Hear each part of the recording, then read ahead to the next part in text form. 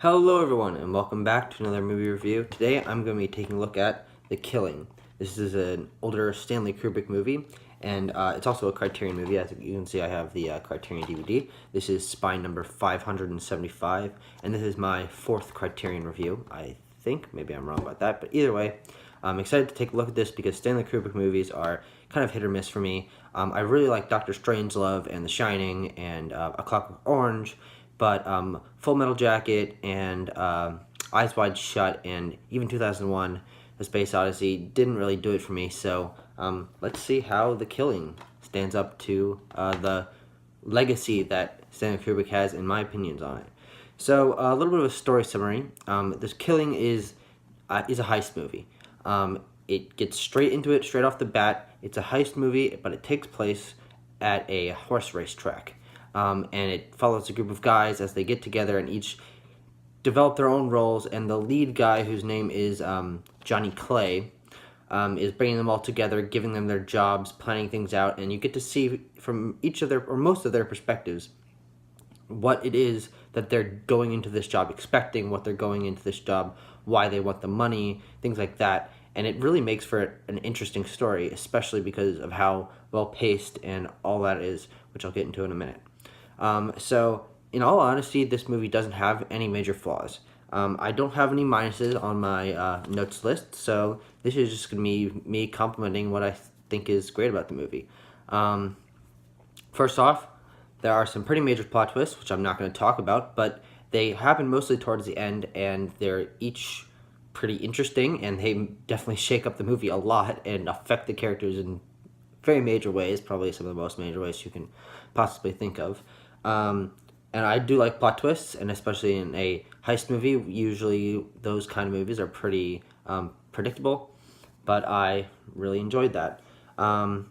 Also, the one thing that is sort of interesting about this movie, it could be taken either positively or negatively, is just how quickly they introduce the characters. In the first 5 to 10 minutes, you'll be getting introduced to 6 sets of characters. A couple of them have wives.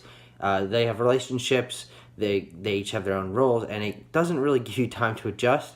But over the course of the movie, it definitely becomes a lot more natural, especially because, another plus, in my opinion, there's a great narrator that covers everything, and he always makes sure to let you know who it is that you're cutting to, saying, one of the main guys is George Petey, and he always says, George Petey doing this at this time, and it allows you to keep a very quick time frame, very tight time frame, on when things are happening, who is where at what time, and when they're coming together, and it really makes it, keeps the pacing going really nicely. I'm going to mute my computer. Also, there's some really great use of camera work and lighting and all that, which is expected from a Stanley Kubrick movie, although this is one of his older ones. Especially, it impressed me right off the bat when they're talking about looking at a horse race going on, and the camera is following the horses as they run. And this is a 1950s movie, and that camera work just blew my mind because I have no idea how they did it, especially such a long time ago. And they also have some really great shots with darkness and lighting, with a lamp going down in a dark room and smoke coming out of cigars and things like that. It gives a really nice film noir feel to the whole thing, and I really enjoyed that part. Also, one of the biggest aspects of this movie is just how it tackles the motivations and the morality of the characters in terms of how they think of money. George, as I talked about, has a wife, and she's pretty manipulative, and she's kind of an ass, to be honest. And you'll know that if you've watched the movie. She's just not a nice person.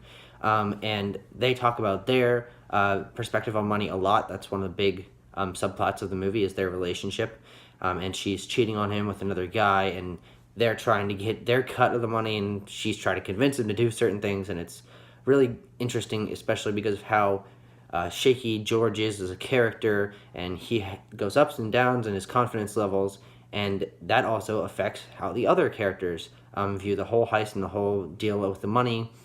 And I think that showing how each of them acts and reacts to the idea of making, I think like $500,000 each or something like that, it gives a lot more context into what the characters feel and their personalities. Also, another thing is the pacing. I mentioned this earlier, but the pacing I think was really well handled. Very fast paced, but it's paced in a way that feels very natural because it starts with all the characters spread out. This guy handing a note to that guy. This guy driving his car to go visit the other guy. They're all across town. They're all doing their own things, but eventually they come together. They plan the heist. They're all together in one space. There's a couple of conflicts there, and then they spread out into their jobs for the heist when it's actually happening. And I think that the transition from the confusion of being spread out to the clarity that it gives you being all together, you get to see who's who and what their job is, and then the tension, because now that you know who they are and what they're doing, what their goals are, well, the tension when they spread out into their own jobs is it feels very natural, and I think that's really impressive. Another thing is the fact that you like these guys, or at least I did when I was watching the movie. I rooted for these guys even though they're criminals. They're doing their job, but most of them, if not almost all of them, are nice guys. Like, they're pretty genuine people. Like, they weren't criminals except for Johnny. He was a criminal beforehand. They aren't criminals until the heist, but they all have their own reasons for doing what they're doing to get the amount of money, or why they want to do what the heist, go through with it at least. And each of these characters has their own personality, has their own unique look, and some of them are incredible performances, especially with George and Johnny. I think those two actors, sorry I don't know their names, but they did amazing jobs portraying the characters, going through all sorts of emotion, and just giving them such a distinct look and, like, vocal patterns and all that kind of thing. I think that's about it. This is a pretty short review, but this is a very, very good movie. It's a 9 out of 10 from me, and I hope you guys go see it. It's pretty old. It's on Criterion, as I said, and I would love to hear more opinions about it in the comments. Thank you so much for watching. I hope you enjoyed this review, and I'll see you guys in another video. Bye.